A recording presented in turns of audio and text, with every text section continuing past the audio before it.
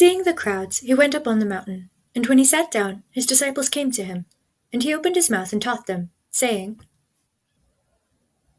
Blessed are the poor in spirit, for theirs is the kingdom of heaven. Blessed are those who mourn, for they shall be comforted. Blessed are the meek, for they shall inherit the earth. Blessed are those who hunger and thirst for righteousness, for they shall be satisfied. Blessed are the merciful, for they shall receive mercy. Blessed are the pure in heart, for they shall see God. Blessed are the peacemakers, for they shall be called sons of God. Blessed are those who are persecuted for righteousness' sake, for theirs is the kingdom of heaven.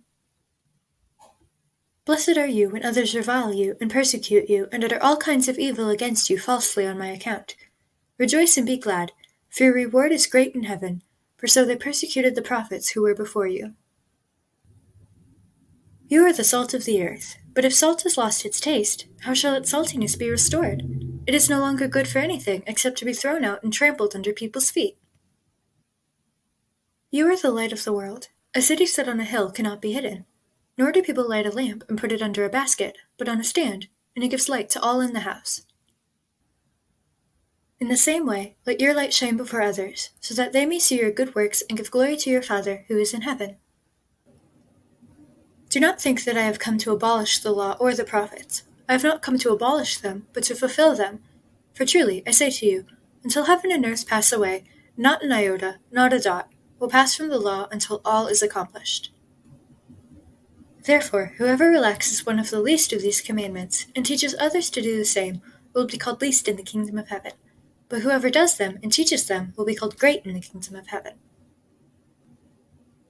For I tell you, unless your righteousness exceeds that of the scribes and Pharisees, you will never enter the kingdom of heaven. You have heard that it was said to those of old, You shall not murder, and whoever murders will be liable to judgment. But I say to you that everyone who is angry with his brother will be liable to judgment.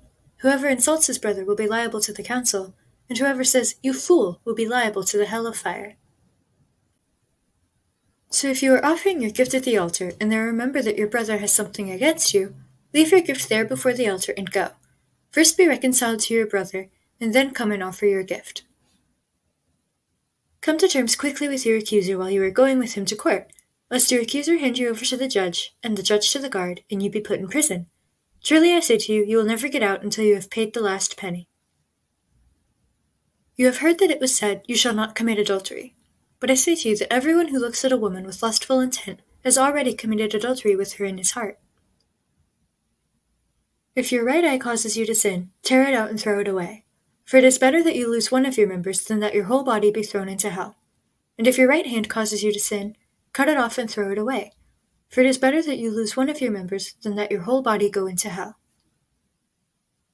It was also said, Whoever divorces his wife, let him give her a certificate of divorce.